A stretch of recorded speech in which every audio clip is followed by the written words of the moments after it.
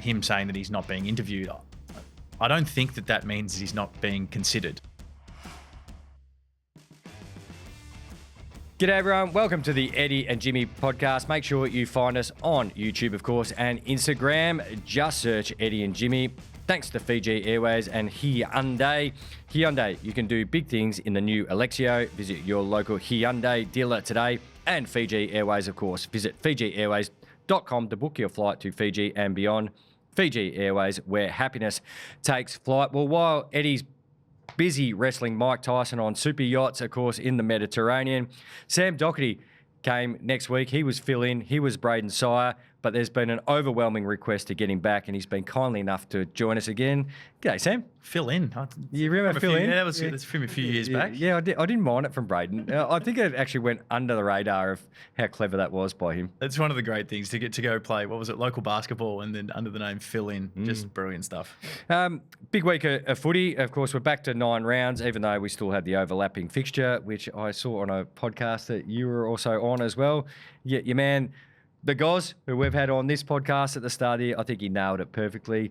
Give us all the things we don't want, and that's what you're going to get. Yeah, the scheduling, and we're still in this world of, we finally got I was so happy we got all the 9 games back this week. Buys are gone for what felt like nearly half the season worth of buys, and now we've got all 9 games, and they're all overlapping each other. We've got double Friday night games, the 2 games on a Sunday within an hour of each other.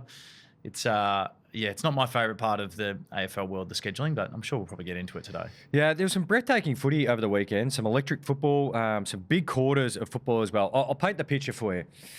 I'll give you a team who is playing at a ground that you're pretty hard to get beaten at. Like you just mark it down. They always win there.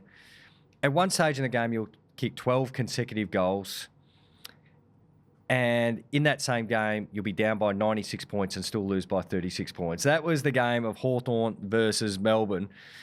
How do you review that? Let's start from the Hawthorn point of view. How do you review that if you're Sam Mitchell? Oh, it's a tough one. I worked this game. It was one of the most bizarre games I reckon I've ever watched in terms of the pure dominance that Melbourne had in the first half, in terms of everything that they wanted to have go their way goes their way.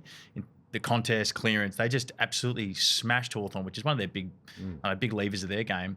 And the question around Melbourne the whole year has been around their conversion, and just absolutely outstanding. They had all facets of the game going their way, and then Hawthorn at halftime decides that they're going to even up that part of the game, and then they kick 12 goals on the trot, scoring largely from stoppages, which is not really what they do as much as what they usually do in terms of turnover. But in terms of reviewing the game, you could go so many different ways with this one. You could go the heavy hand and you review the first half in what went wrong, or you could go the softer approach and review what went right at the back half of the game. I think ultimately both clubs would take some learnings from the game, but I don't know, especially the Melbourne side, I think they walk away pretty happy with their result. Hawthorn letting that one slip was a tough one for their year. It was kind of strange talking to a couple of Melbourne supporters that they were like, a bit ho-hum, of course, with the last quarter and a half. But I think if you went to them at the start of the game and go, here's a 6-goal win against Hawthorn down at Lonnie, you go, absolutely, get us back on the flight. Oh, absolutely. I think you take more confidence out of what they did in the first half than letting it slip in the back half of the game.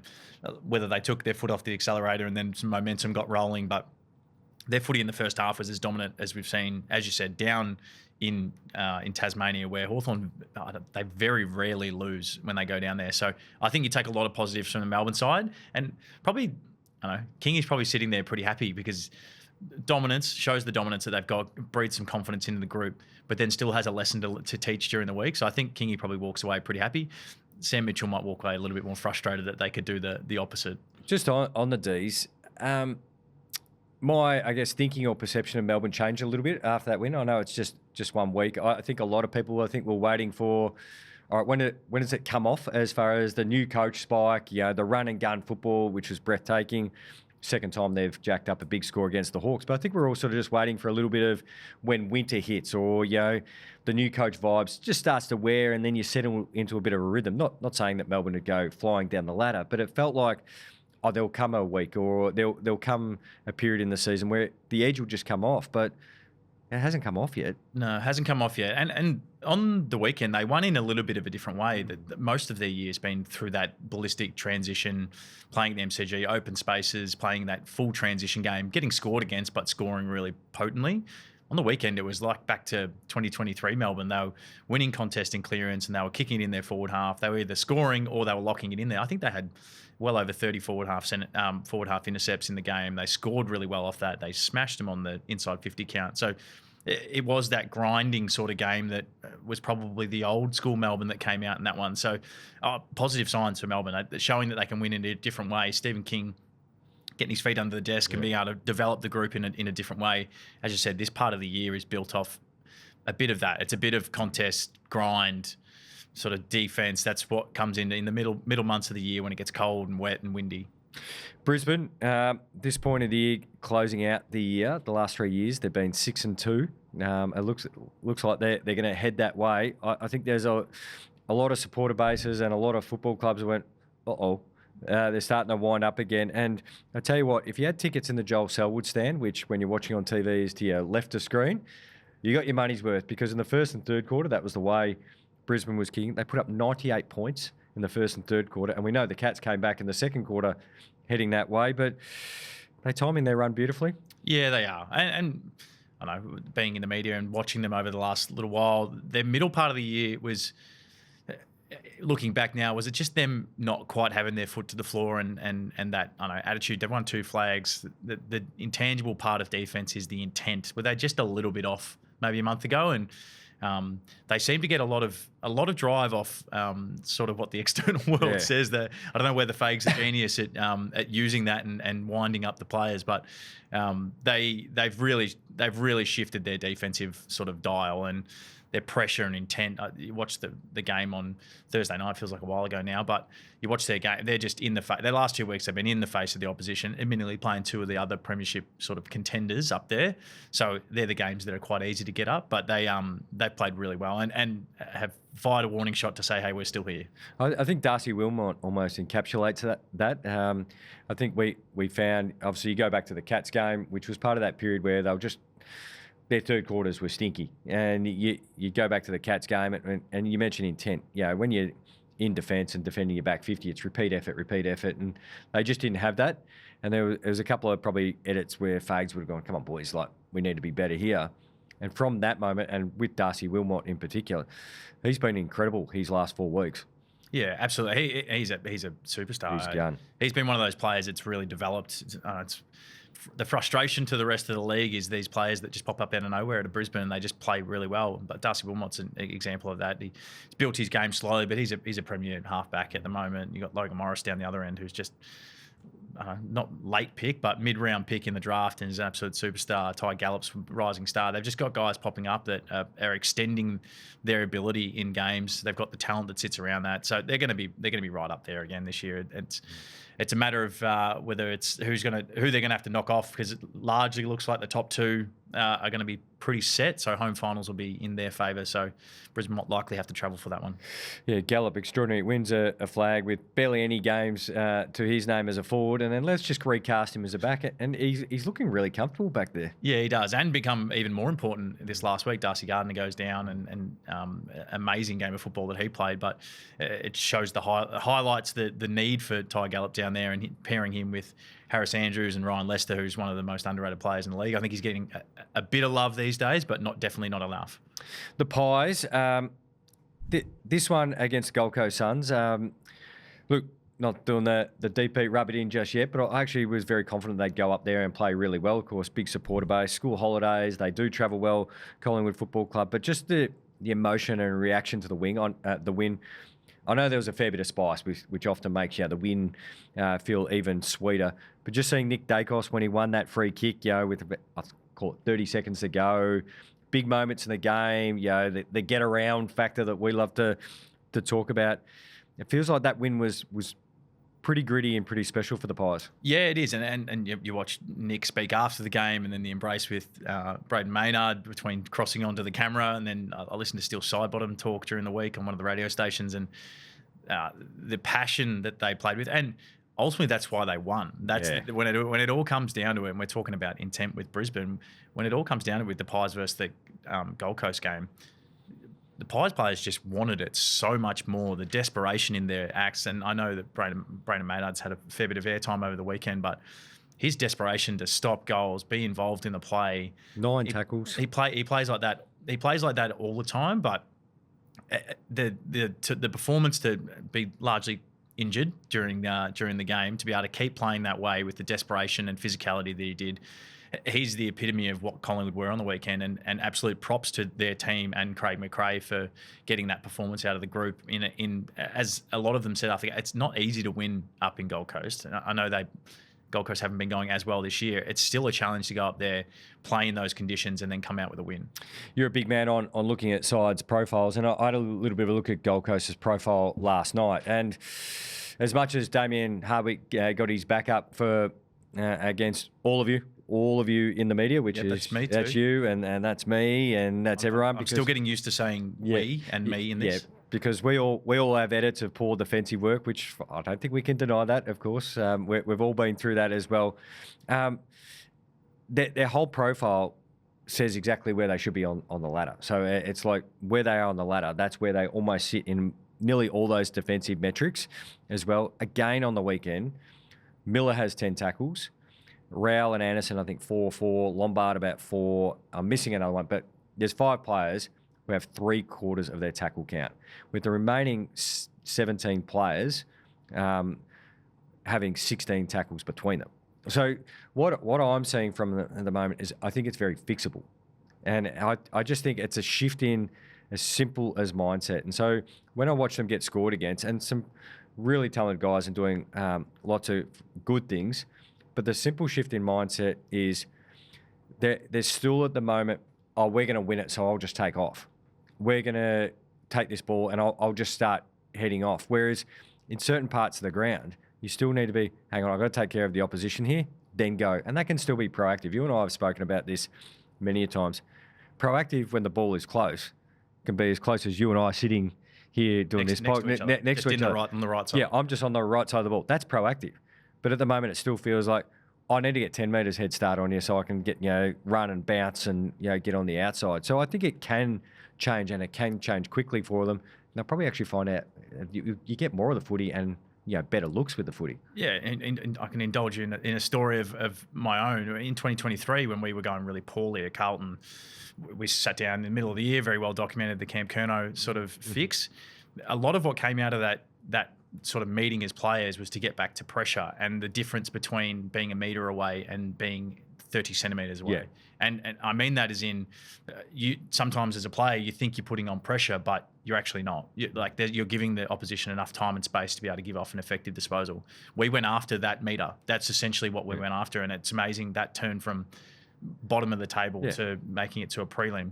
So as players, they need to own that. As coaches, they need to own that as well. Yeah. And I'm the same. I watch a bit of them play, and I sometimes wonder whether they are leaving early, or they are, and this can be as simple as your dial being slightly too offensive. And I'm not saying that they're full offensive and they're going well before. It can be a difference between getting to the back of the contest and being to the side. So it's only really small changes. And to your point of being easy to change, it is, but you need to change the mindset in that. And they outnumber well. They're pretty good. They're quite strong in the contest. They've got some good big bulls in there that win.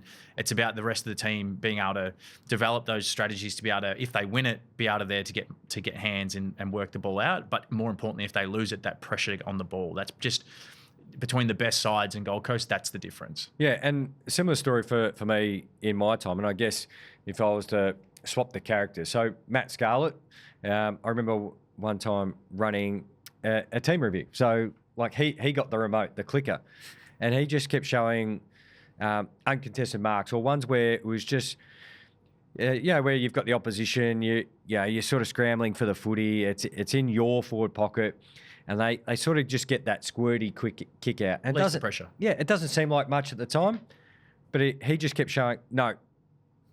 And then he highlighted, well, because he gets that one, means we can't press up, which means the mids don't have time to actually cut out the release, and then we've got all these gaps, and then we're defending it down here. So he just showed about 15 or 20 of them, and they didn't seem like much on the surface. But after you see about the 5th or 6th one, you go, all right, it's just to sharpen up. All right, close it out, because that makes his life easier, which in turn makes his job easier, which makes that person's job easier.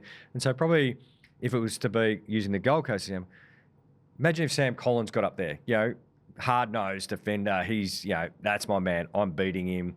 Imagine if he got up the Gold Coast Suns and went, Lombard, can you just cut that one out? Touk, can you just cut that one out? Noah, can you cut that one out? Johnny Noble, hey, don't let him have that. And just showed it like that. So then you're all accountable to each other, and you get to understand we all impact each other in every area of the ground. And it's like you're saying, it's nothing drastic, but it's just almost getting your flow chart of football thinking just realigned back in order. And that's not saying we don't want you to be aggressive. We don't want, hey, Johnny, I don't want you to not run and, bounce and kick the footy. And Leo, we don't want you, going back into your shell, do all that good stuff. But can we just start with this one first? Yeah, and ultimately some of the defensive stuff, especially around contest, and that's the main spot where you get an opportunity to put significant pressure on. The quest for forward handball, that this is the risk. If you have too many players trying to get the forward handball, then you leave your defensive cover open and your ability to put pressure on. There's a finite thing of who should be going for the forward handball and who should be covering off. At the moment, it feels like they're just a little bit too far in the forward handball game, which then hurts their ability to put pressure on. I don't think it's a really big thing to fix for them, but we're going to wait and see. We've got 7 weeks left, and they need to win a fair chunk of them to make the 10. Yep, certainly got the talent to do it, and of course they've got the right coach there as well to get it out of them. Essendon, yikes. I felt for Dean Solomon because he is trying to put some, I guess, defensive mechanisms in place. Like their scores against from stoppage, they've improved in the last couple of weeks. He did say before the game, hey, defence is a big focus. But then the first quarter, in particular, the first half, Essendon fans were even trying to leave the ground, and Sheeds wouldn't let them. Sheeds wouldn't let them leave. He's putting wood over the doors, knocking them out. It's a tough one. It's a really tough spot to be for Essendon fans, and everyone. The hardest part about it is everyone's comparing them to Carlton at the moment. Like you're seeing Josh Fraser take over and shift their game plan as far as they have, and then Essendon haven't. So it's a tough one for the fans to be able to view. But my view of it, Essendon had a hell of a lot more to fix than what Carlton had to fix. I think a few simple shifts on the Carlton side was going to fix a fair chunk of footy, whereas Essendon they need a full preseason and a shifting in the way they're playing, which is really, really hard to do in season. You can tinker around the edges, so to speak, but wholesale change of defensive philosophy and offensive philosophy, that takes time. And at the moment, they're finding that quite hard to be able to do in season.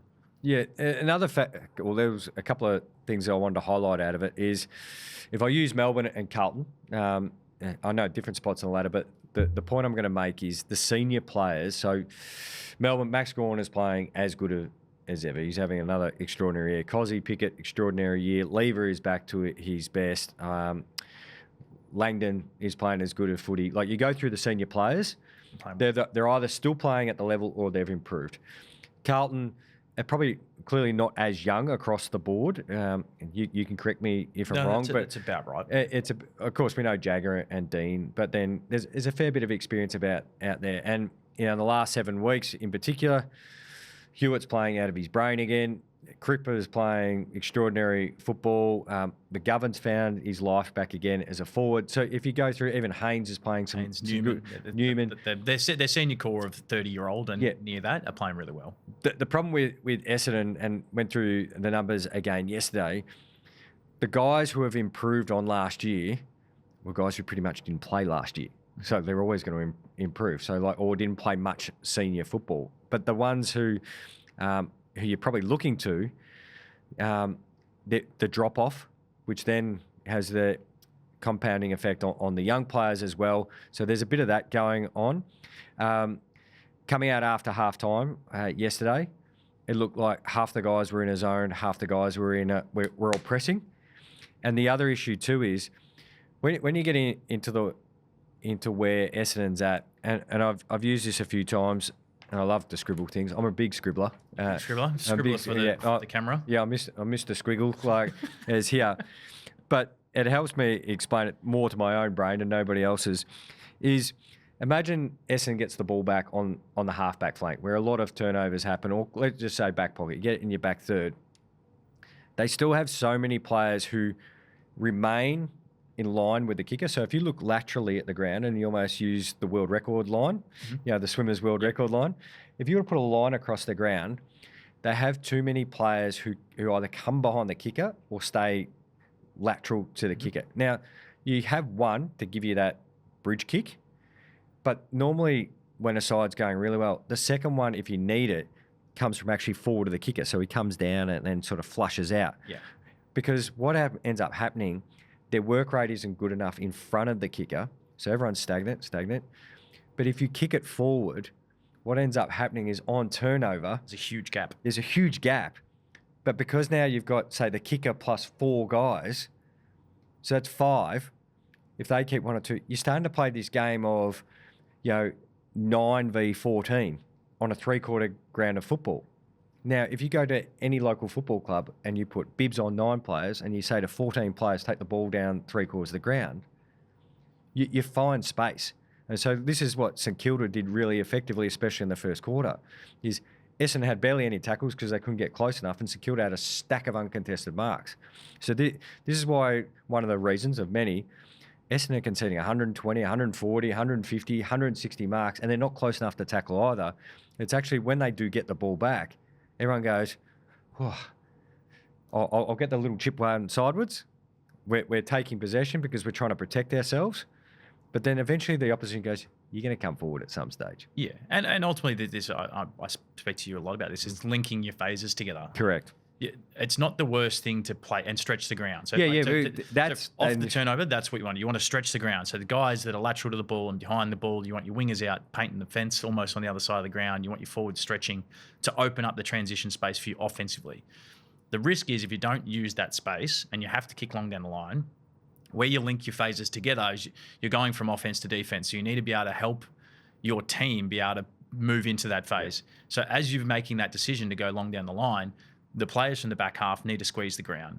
The people, the wingers that are on the far side of the ground need to close in. Yeah, you're trying to create a smaller bubble so that when the ball turns over, they don't have transition space. So this is the difference between on offense, you want to make as much transition space as you can. When you have to kick back to contest or go forward with the ball, you want to start to close that down defensively, and you do that while you have the ball. Yeah. At the moment, and there's a few teams that do this, and this is learning your way through offense. This is why it takes time over pre-season, is when that player makes that decision, everyone needs to be on the same page that he's going to make the decision.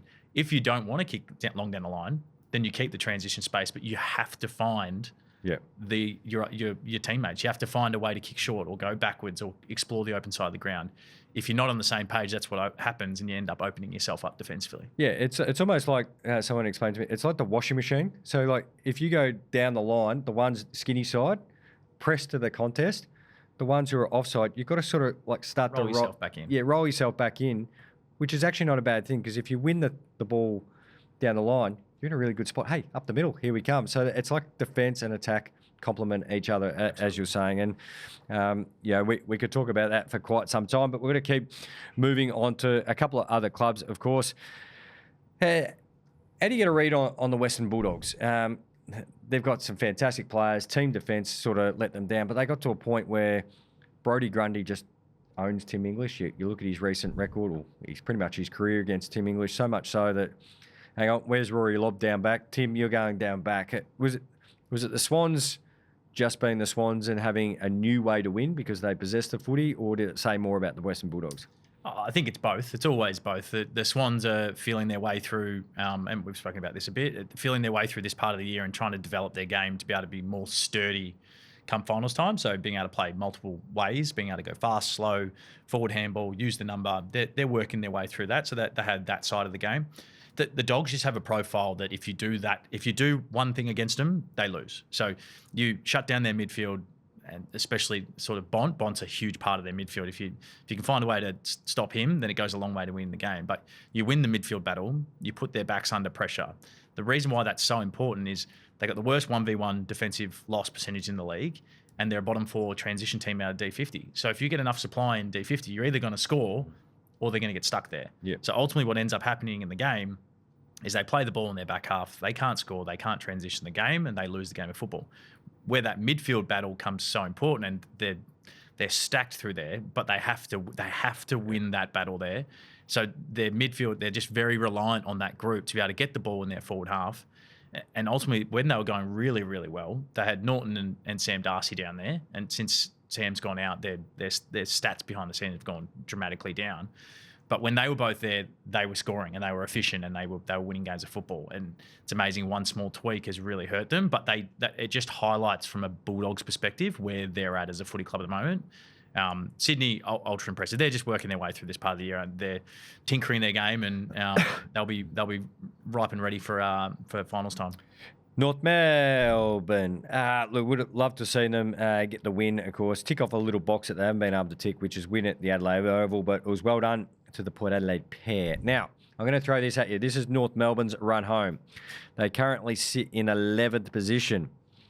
You can say, yeah, nah, or maybe. So those three great Aussie words. What about yeah and nah? Yeah, nah, yeah. As long as whatever you finish on, I'll take. So this is their run home. Collingwood. 50-50 for me. Well, that's a yeah, nah. That's a yeah, nah. Maybe. Yeah, maybe. Nah, Maybe. Let's wait. No, maybe.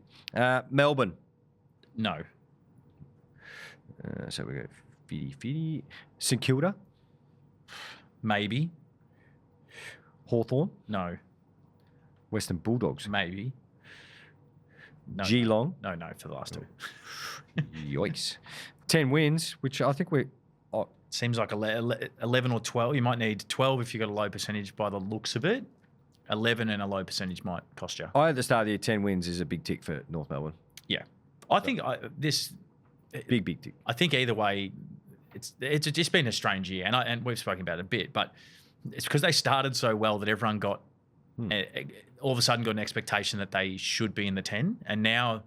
we're in the back half of the year, and it's gonna come down to 50-50. If you're going off where they've been in the past, massive tick. But in terms of, I think off the start of the year, everyone was expecting a giant leap forward and to be in kind of the 8 at one point. So they're in a fight, and it's not that they can't win and make their way there. And I've said this about a few teams.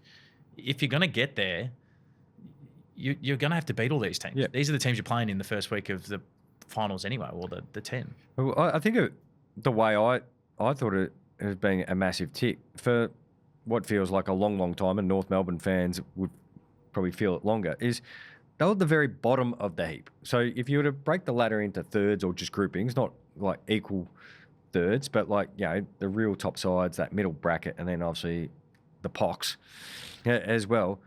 Is that the name you got from the Pox? The Pox group. They've been at the very bottom. Yeah. Of the bottom. The fact is that they've now got themselves at the top of the bottom is a significant improvement. Yep. Like that, they're not like here. They've risen to the top of their grouping.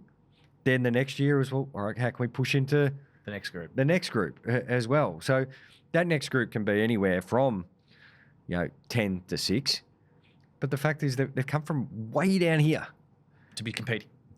And they still might make the 10. They're still it's still mathematical. Of course it is. You play well enough in these games and you beat some of the sides that are around you, then you get there and you earn it. And that's what they're in at the moment, which for a North Melbourne supporter, I know it can be a bit frustrating at times, but that's where you want to be. You want to be in the position where you're actually competing and you're not booking your trip away right now. So they're not in that phase. Let's go back to the spicy affair at People's First Stadium.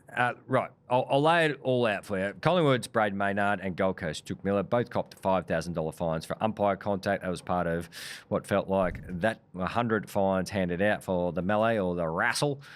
Ray Chamberlain on ABC's coverage said he, speaking about Brayden Maynard, had no care for anything else except for his own want or need. We'll talk about that before we get into, obviously, Ben Long's probably bump. Some people said dog shot. Some people called cheap shot. Some people called it argy-bargy, whatever it may be. He's copped a 2-game ban for his hit. We haven't heard yet whether Gold Coast will appeal it, but that's just what's happened. What do you say of the umpire contact with Maynard and Miller? $5,000. Yeah, well, I think a financial sanction is about right where it should land. And people always get frustrated that because they don't get a week, they're not getting they're not getting sanctioned. And this is the bit that $5,000, it's a lot of money to after tax to be throwing it away.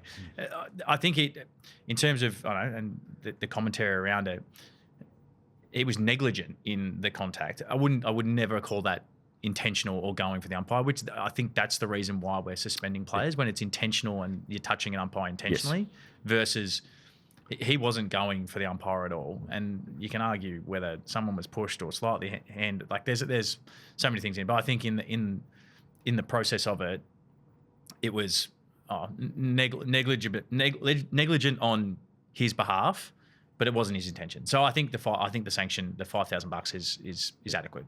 It's funny, from one angle, you just see Maynard, but then when you spin it around, you go, oh, hang on, there's Touk Miller. Yeah, Touk Miller's there. Yeah, the side-on one, you actually don't see Touk Miller, but then the reverse angle, or the opposite wing, you go, hang on, he's probably made more contact.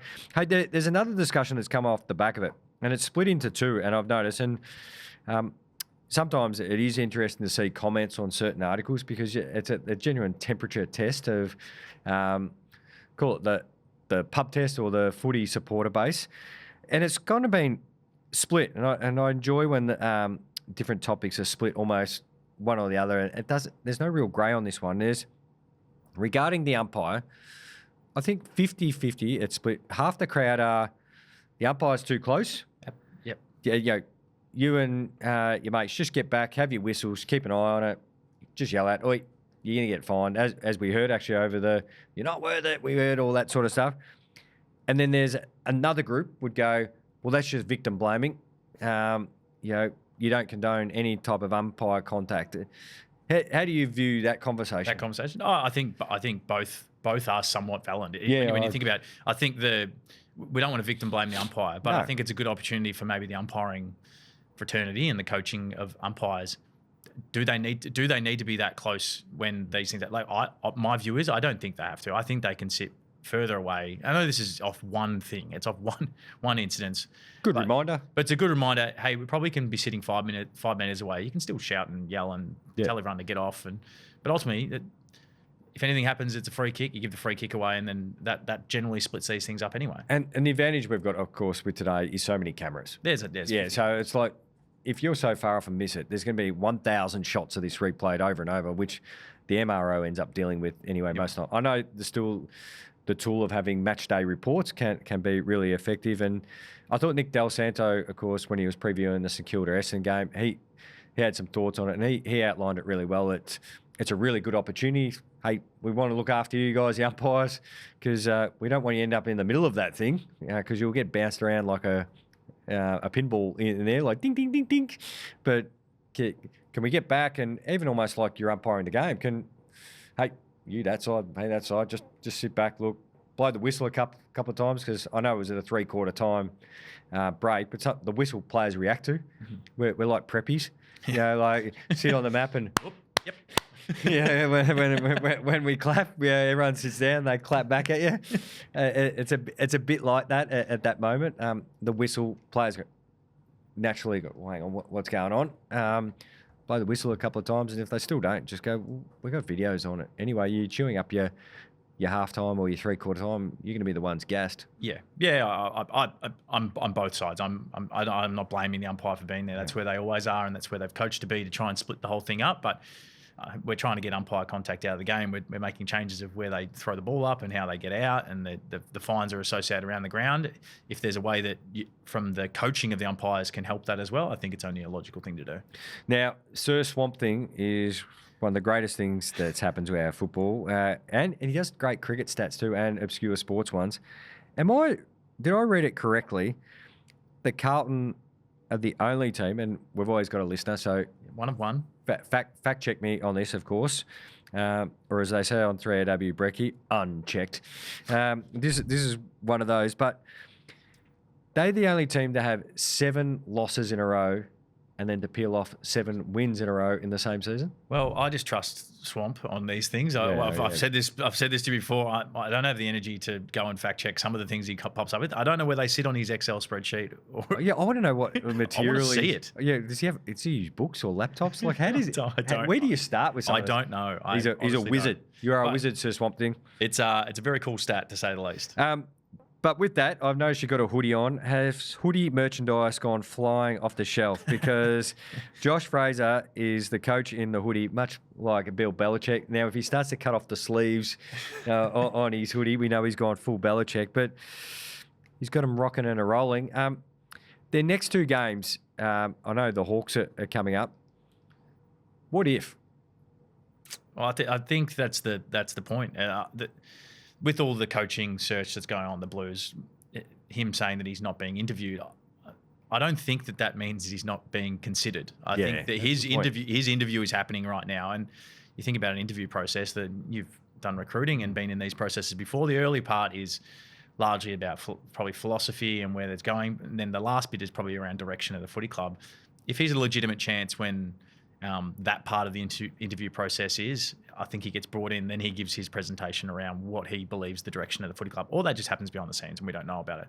But I think at the moment, you don't need to see anything else. You're seeing him coach game day. You're seeing him coach during the week. You're seeing him run your football department. You don't need him to go and then tell you. And the whole selection panel is somewhat internal of the footy club, so they can oversee it.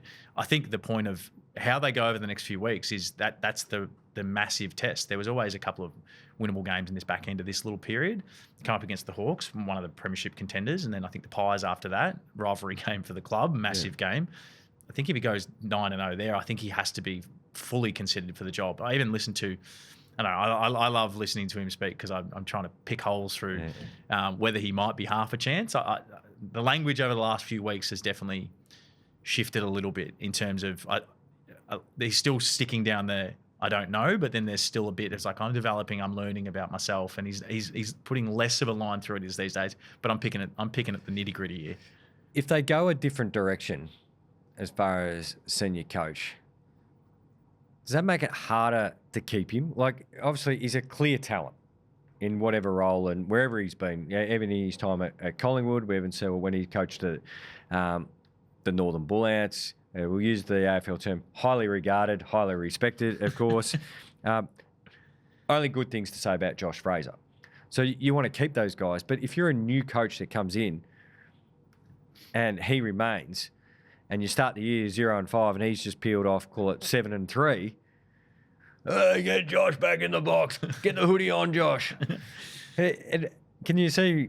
I can see where it's coming. I think he's got the humility to step back into whatever role. He'll be fine. I think what you do is whoever's coming in, whoever's the incoming, if this is the way that the club goes, is you elevate Josh to be kind of the 2IC. And you sit him right behind the coach, and they do it largely together. It'll be. Imagine if you flip it the other way. Imagine another coach comes in and you've got Josh Fraser, who's been at the club for the year, had a successful back end of the year. In terms of, all right, what did you do? What did you feel about this group? How did you get the best out of those players? It's a free ticket into how to help the team perform. So I think it's only a good thing, and I think what it's shown is, one, he's going to be, as you said, highly regarded. When more roles come up, he's going to be right there. But I think, two, it's a massive help for whoever's coming in either way. Or he just takes the role, which I wouldn't be against that either. Yeah, it's just, how people react if they start the year poorly. Hey, where's Josh? Oh, there he is. Get back up in there. He's only been at the club for the year, so he only came in November last year. So I don't think it'd be too much of an issue, but I'd love to see him get the job anyway. So George Hewitt's having a good old time. He is having a good old time, and so is Patrick. Patrick Cripps. Look, there's a lot of discussion, of course, around the time Michael Voss was relinquished of his role. That Patrick Cripps, the natural arc is for him to go back home, of course, which he's a proud Western Australian man, but it seems like his football has been saying, no, I'm definitely here for the Blues, and George Hewitt's going, well, don't forget about me. I'm a very good player for you, as you voted on last year. Yeah, well, wins the best and fairest last year. But both guys hit some ripping touch, and back to the point of linking phases together, that their inside mids is still a huge strength, and their contested possession clearances, that they didn't actually win the clearances on the weekend, but it's a huge strength of the way they play. The rest of their game is complementing and helping them play their role, and that's part of it, is their ability to get the ball back through the corridor and defend through the corridor is assisting their ability to be able to sort of stay fresh, stay stay pivotal in the contest and be able to outnumber around the ground. They're both playing outstanding. There's been a little shift in terms of who's inside. Chera's gone out to the wing, playing good footy on the wing, which has made a spot for George inside to still have that dynamic player go through. You've got Walsh, Ainsworth, Jagger. They're all sort of spinning through together. So then we're seeing Cripper go more forward and have impacts down forward, plus or minus his goal kicking at the moment. But they're both playing really well, and they're representative of how the club's going at the moment. Time for our rub it in segment, our chance to say, I told you so, or brag about victory, all thanks to DP. Extra strength, feel at work, always read the label and follow the directions for use. Of course, you are our guest here, Sam, so you get to rub it in first. My rub it in is around the Bulldogs, and we just spoke it out. I'm sort of barking down that tree at the moment. Oh, see what you did there? Yeah, it's clever. Real punny. It's around their midfield. Like, if you can stop their midfield, it just really exposes their back half. And I've been kind of speaking about this for the last month and a bit around the Dogs, and it's been my worry, and it still seems to be the issue. And until they can fix their back half, for me, I don't know how they fix it this year, but when the trade period comes around at the end of the year, they've got to go searching for a key defender that's going to assist them in this area. So does Butters fix all their woes as far as midfield, or is it structural? Is it like Butters is going to make you better? Like, so tick, that's not like a silly hot take. Butters makes you better. Bang. But like, does that elevate them enough? Like, he's going to make the Bulldogs considerably better, but is it more than just adding a superstar in the midfield? I think it is. And arguably, and we just spoke about it before, you bring Sam Darcy back and say you put Butters in that midfield. The game they play at the moment, that would stand up from that perspective, but they're still going to have the same issue in the back half. So if you don't fix something that's happening in that back line in terms of their key defenders from their loss percentage of their key defenders, they just get towed up by key defenders. Charlie's kicked 7 goals and 6 goals against them in the 2 times they played this year. Until they fix that part of the game, they're always going to be vulnerable there. So I'm not saying don't get Zach Butters. It'd be interesting what the midfield mix looks like if they do get Zach Butters, who gets tipped out, because they've already got a lot of gun inside mids that are there. But they need to take some eyes on their back half to be able to figure out what they're going to do and how they're going to make themselves better. Because largely, to win a premiership, they need to fix that part of their game. Otherwise, they won't. Yeah, starting on ballers looks pretty good. Bont, Richards and Butters, with Libba rotating on there. With Matt Kennedy and Joel Fraser and Riley Sanders. There's a fair little... Yes. They've already got blokes playing off halfback out of that group. It's pretty nice, isn't it? My rub it in is when Lachie Neale was removed from the ground under concussion protocols on Thursday night. Copped that big accidental whack around near the centre bounce contest. We saw it. We saw he went down for a bit. They looked at it, blew the whistle, stopped the game, said, off, we need to check your melon. Come off. He went down, did his HIA. I've been talking about this going back to when Jeremy Cameron down at GMHBA Stadium the previous year. Take away players, sort of arguing with doctors. Doctors trying to run out there and have these conversations in the middle of play. Treat it more like a blood rule, which they did on Thursday night, which is, no, we're treating concussion seriously. Everything's pointing this way. We only need to pick up a newspaper. There was the Four Corners, obviously, investigation regarding CTE, concussion. Treat it like a blood rule. If it's a serious enough knock where the club doctor who can go to the AFL, hey, can you let the umpires know and blow the whistle, or the ARC goes down and you have that consultation, go, let's get him off.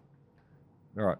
Check him out. If he's good to go, good to go. That's not putting a line through him, but sometimes it's difficult with the ball over the far side of the play or the doctor trying to run out while the play's going up and down. I liked it. And people might disagree with me and go, well, he's all fine. Well, if he's all fine, he'll be back on in no time. No, I loved it. And there was another example of it, I think, in one of the next 2 games where player, I can't remember exactly who it was, but player had to come off. The doctor runs out. He's trying to get him off the ground. Centre bounce goes up, and then he's free to play for another 30 seconds before they then stop the game. Yeah, could have just done that to begin with. I think it's a logical thing to do.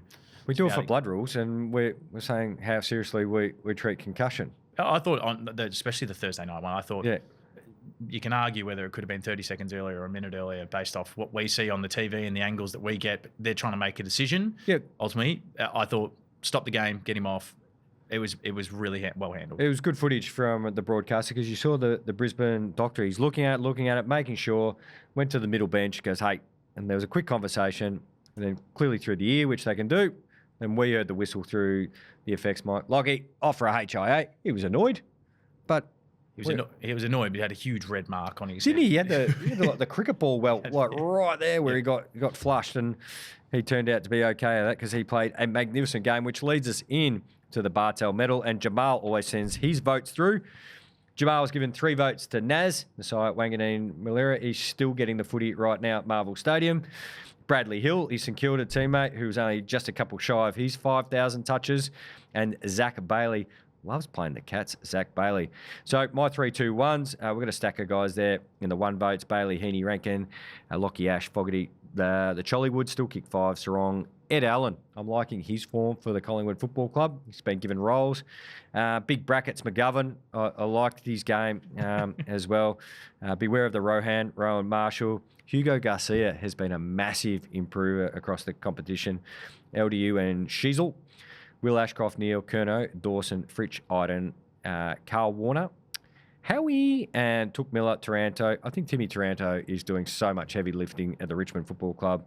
Max Hall is a star. Horn Francis and Butters, they're all 2 voters. But the important 3 voters, another mid-sized player and small getting hold of the Cats, Kai Lohman with his 5. Patrick Dangerfield put the Superman cape on and tried to get the Cats over the line. He was worthy of 3 votes in a losing side. Brodie Grundy just smiles when he sees Tim English across the circle from him these days. Nick Dacos is going to be a good footballer when he grows up. Georgie Boy, Hewitt, Van Rooyen had his best game as a demon, was magnificent. The package, 7 for. Max Gawn just brained the Hawks early. Tobias Green, of course, for the Giants, Naz and Hill, the 2 Saints there. So it gives us a leaderboard. Now, you tell me if there's any glaring omissions or any off the pace here, Doc, because you've come into it late in the season. Jordan Dawson on 18. Cozzy and Naz on 19.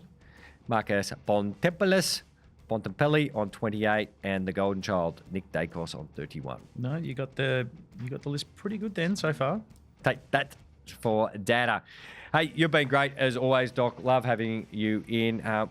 Might get you back on Wednesday, and we'll talk to you all on Wednesday, and we'll answer all your questions. Eddie and Jimmy at tappedmedia.com.au, and follow us on Instagram. Just search Eddie and Jimmy. Follow the Eddie and Jimmy podcast wherever you get your good podcasts and bad podcasts, and watch us on YouTube.